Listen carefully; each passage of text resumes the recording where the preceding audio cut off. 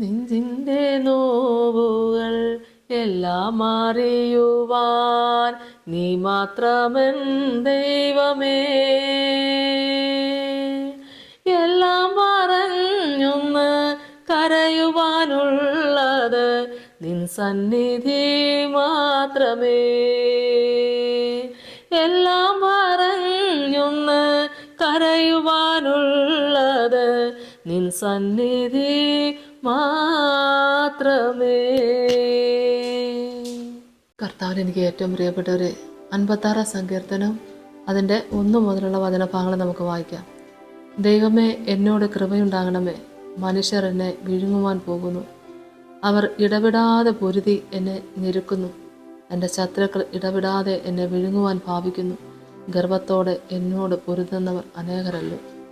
വചനഭാഗം നമ്മൾ വായിക്കുമ്പോൾ 56 സങ്കീർത്തനം ദാവീദ് രാജാവ് ഇവിടെ എഴുതുന്നതിനും ഒരു കാരണമുണ്ടല്ലോ. സംഗീത പ്രമാണിക്ക് ദൂരസ്ഥന്മാരുടെ ഇടയിൽ മിണ്ടാത്ത പ്രാവെന്ന രാഗത്തിൽ ദാവീദിൻ്റെ ഒരു സ്വർണ്ണഗീതം. ഫെലിസ്ത്യർ അവനെ ഗത്തിൽ വെച്ച് പിടിച്ചപ്പോൾ ചമച്ചത് എന്നാണ് വചനം നമ്മളെ കേൾപ്പിക്കുന്നത്. ഫെലിസ്ത്യർ അവനെ ഗത്തിൽ വെച്ച് പിടിച്ചപ്പോൾ ചമച്ചത്. ശത്രുവിൻ്റെ ഒരു സൈന്യം മുന്നിൽ വന്ന് നിൽക്കുമ്പോഴും മനസ്സുകൊണ്ട് ദൈവത്തോട് പ്രാർത്ഥിക്കുകയാണ്, കർത്താവിൽ ആശ്രയിക്കുകയാണ്. അഭയമായി ആശ്രയമായി കർത്താവിനെ മാത്രം മുന്നിൽ കണ്ടുകൊണ്ട് എന്നും ദൈവത്തോട് ചേർന്ന് നിൽക്കുന്ന ദാവീദ് രാജാവിൻ്റെ ഒരു പ്രാർത്ഥന. ദൈവമേ, എന്നോട് കൃപയുണ്ടാകണമേ. മനുഷ്യർ എന്നെ വിഴുങ്ങുവാൻ പോകുന്നു. 1 2 പേരല്ല, മനുഷ്യർ എന്നെ വിഴുങ്ങുവാൻ പോകുന്നു. അവർ ഇടവിടാതെ പൊരുതി എന്നെ ഞെരുക്കുന്നു. ഇടപെടാതെ പൊരുതി എന്നെ ഞെരുക്കുന്നവർ. മനുഷ്യർ എന്നെ വിഴുങ്ങുവാൻ പോകുന്നു എന്ന് പറയുമ്പോൾ പല വിധത്തിലുള്ള പ്രശ്നങ്ങൾ നേരിടുന്ന ഒരു സമയമാണ്. ഒരു അല്പം പോലും സമയം കൊടുക്കാതെ, ഒരു ഇടതടവില്ലാതെ ഓരോ വിധത്തിലും വേദനിപ്പിക്കുന്നൊരനുഭവം. അങ്ങോട്ടോ ഇങ്ങോട്ടോ തിരിയാൻ പറ്റത്തില്ലാത്തൊരു സാഹചര്യം. ഒരു കാര്യവും നോക്കിക്കണ്ട് ചെയ്യുവാൻ പറ്റത്തില്ല, സമ്മതിക്കത്തില്ലാത്ത ഒരനുഭവം. ഇതേപോലുള്ള സാഹചര്യത്തിലൂടെ കടന്നു പോകുന്നവരും ഈ പ്രാർത്ഥന ദൈവസന്നിധി വെച്ച് പ്രാർത്ഥിച്ചോടുക. ദൈവം നമുക്ക് ഉത്തരം തരും. ഇടവചനം നമ്മളെ കേൾപ്പിക്കുന്നത്, അവർ ഇടപെടാതെ പൊരുതി എന്നെ ഞെരുക്കുന്നു. എൻ്റെ ശത്രുക്കൾ ഇടപെടാതെ എന്നെ വിഴുങ്ങുവാൻ ഭാവിക്കുന്നു. ഗർവത്തോടെ എന്നോട് പൊരുതുന്നവർ അനേകരല്ലോ.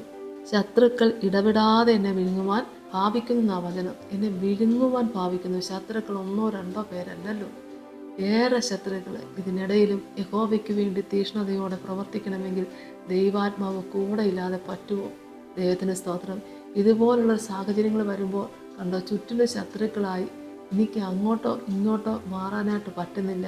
ഞാൻ ദൈവത്തിന് വേണ്ടി ജീവിക്കല്ലേ, ഞാൻ ദൈവസന്നിധിയിൽ എന്നെ വിട്ടു തന്നല്ലേ, ഞാൻ എല്ലാ സമയത്തും പ്രാർത്ഥിക്കുന്നതല്ലേ, ദൈവസന്നിധിയിൽ ഒരു കണക്ക് പറച്ചിൽ ഒന്നും ഇവിടെ ഉണ്ടായിരുന്നില്ല. ദൈവമക്കളെ, ദൈവത്തിന് സ്തോത്രം. അതാണ് നീതി നിറഞ്ഞ, വിശ്വാസം നിറഞ്ഞ ഒരു ശുശ്രൂഷ. അത് മാത്രമാണ് ഇവിടെ പറഞ്ഞ. ഗർവത്തോടെ എന്നോട് പൊരുതുന്നവർ അനേകരാകുന്നെന്നാണ് പറഞ്ഞത്.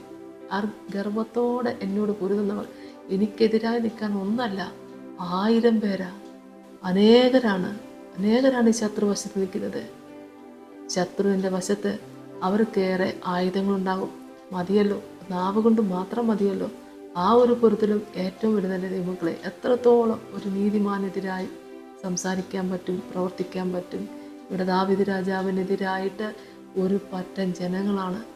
ദൈവമേ സ്തോത്രം, ഹല്ലേലൂയ. ഇത് ഇവിടെ ജീവനോടെ വിഴുങ്ങുവാൻ ഭാവിക്കുകയാണ് ഓരോരുത്തരും.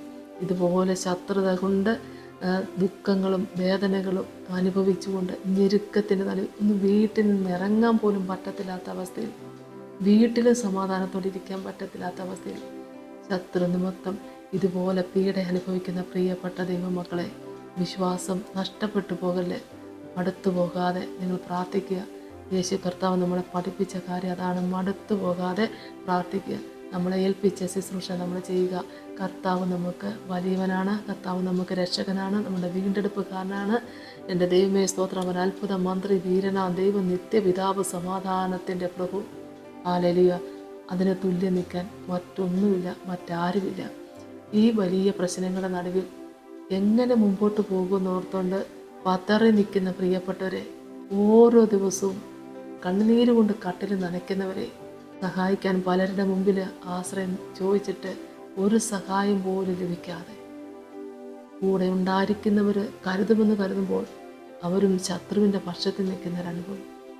ഇടതടവില്ലാതെ ഇങ്ങനെ മാനസികമായിട്ടും ശാരീരികമായിട്ടും പ്രയാസപ്പെടുത്തിക്കൊണ്ടിരിക്കുമ്പോൾ ഇത്രയേറെ ദുഃഖങ്ങൾ അനുഭവിച്ചുകൊണ്ട് ഇന്ന് ആരെങ്കിലും ഈ ശുശ്രൂഷയിൽ പങ്കുചേരുന്നുണ്ടെങ്കിൽ പ്രിയപ്പെട്ട ദൈവമക്കളെ, ഈ പ്രാർത്ഥന നിങ്ങൾ ഏറ്റെടുത്തൊന്ന് പ്രാർത്ഥിച്ചോളൂ.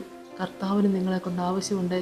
നിങ്ങളുടെ മനസ്സിൻ്റെ വേദന മാറ്റുന്നൊരു ദൈവം, നമ്മുടെ ഉള്ളിലെ ആ നൊമ്പര പറയുന്ന ദൈവം നമ്മുടെ കൂടെയുണ്ട്. ദൈവത്തിന് സ്തോത്രം. ഈ കർത്താവ് നമുക്ക് സമാധാനം തരും. ശത്രുവിൻ്റെ മുമ്പാകെ മേശയൊരുക്കാൻ ദൈവത്തിനല്ലാതെ ആർക്ക് സാധിക്കത്തില്ല. ശത്രുക്കളെ സ്നേഹിക്കാൻ നമ്മളെ പഠിപ്പിച്ചതും ഈ ദൈവം അത്രേ. ആമേ സ്തോത്രം. നമ്മളെ ഏൽപ്പിച്ചത് നമുക്ക് മുമ്പോട്ട് ചെയ്തുകൊണ്ട് പോകുവാൻ ഇപ്പോൾ ഈ വലിയ അതികഠിനമായ ഞെരുക്കത്തിന് നടുവിലിരിക്കുന്ന മകളെ മകനെ തളരാതെ കർത്താവ് ഗ്രഹിക്ക് നോക്കിക്കൊണ്ട് നമുക്ക് പ്രാർത്ഥിക്കാം. സ്തോത്രം കർത്താവേ, കരുണാസമ്പന്നന്റെ സ്വർഗീയ നല്ല ദൈവമേ, കർത്താവിൻ്റെ തിരുസന്നിധിയിലേക്ക് ഈ പ്രിയപ്പെട്ടവരെ എല്ലാവരെയും സമർപ്പിച്ചുകൊണ്ട് പ്രാർത്ഥിക്കുന്നു. കർത്താവെ, മനസ്സിൻ്റെ ഭാരങ്ങളും വേദനകളും കർത്താവ് കാണുന്നല്ലോ. പല വിധത്തിലുള്ള പ്രശ്നങ്ങൾ അനുഭവിക്കുമ്പോൾ ശത്രു നിമിത്തം അനുഭവിക്കുന്ന പീഡ ചെറുതല്ല കർത്താവെ. വളരെ ഞെരുക്കത്തിൻ്റെ അനുഭവത്തിലിരിക്കുമ്പോൾ സഹായിപ്പാനോ ഒരാശ്വാസം പറഞ്ഞു കൊടുക്കുവാനോ ആരുമില്ലാതിരിക്കെ നിൻ്റെ മക്കളുടെ നെഞ്ചിലെ വേദന അറിയുന്ന കർത്താവെ, എൻ്റെ മക്കൾക്ക് വേണ്ടി അധികം പ്രാർത്ഥിക്കുന്ന കർത്താവെ, ഒരമ്മ തൻ്റെ കുഞ്ഞുങ്ങൾക്ക് വേണ്ടി അപേക്ഷിക്കും പോലെ പിതാവേ, ഈ പ്രാർത്ഥനയിൽ നെഞ്ചു നീറിയിരിക്കുന്ന മക്കൾക്ക് വേണ്ടി ഈ സമയത്ത് പ്രാർത്ഥിക്കുക കർത്താവെ. അവിടുത്തെ അനുഗ്രഹങ്ങൾ പ്രാപിക്കുന്നതിന് തടസ്സമായി നിൻ്റെ മക്കളിൽ എന്തെങ്കിലും കുറവുകൾ ഉണ്ടെങ്കിൽ ദൈവം എൻ്റെ മക്കളോട് ക്ഷമിക്കണമേ. ഈ മക്കളുടെ കുറവുകൾ ഏറ്റുപറഞ്ഞ് പ്രാർത്ഥിക്കുന്ന എൻ്റെ മഹാപാപത്തെ ദൈവം ക്ഷമിച്ചുകൊണ്ട് പിതാവേ, ഈ പ്രാർത്ഥന ദൈവം സ്വീകരിക്കണമേ. ഏറെ സങ്കടത്തിലും ഞെരുക്കത്തിലും ഇരിക്കുന്നു കർത്താവെ. മുൻപോട്ട് പോകാൻ ഒരു വഴിയില്ലാതെ എൻ്റെ യേശുവേ, സഹായത്തിൻ്റെ ഒരു കരം കാണാതെ ആശ്വസിപ്പിക്കുന്നവരാരുമില്ലാതിരിക്കുന്ന ഈ സമയത്ത് കർത്താവെ, മനസ്സ് വേദനയോടെ കണ്ണുനീരോടുകൂടി ഈ പ്രാർത്ഥനയിൽ പങ്കുചേരുന്ന മക്കളെ ദൈവകരങ്ങളിലേക്ക് ഏൽപ്പിക്കുക. എൻ്റെ മക്കളായിരിക്കുന്ന സ്ഥലത്ത് ആ സാന്നിധ്യം അനുഭവിപ്പാനിടയാക്കണേ. മനസ്സിന് സമാധാനം കൊടുക്കണമേ. ഭയപ്പെടണ്ട, ഞാനാകുന്നു എന്ന് പറഞ്ഞ കർത്താവേ, നിൻ്റെ മക്കൾ എന്തിനെ ചൊല്ലി ഭയപ്പെട്ടിരിക്കുന്നു അതിനകത്ത് നിൻ്റെ മക്കൾക്ക് സമാധാനം കൊടുക്കണമേ.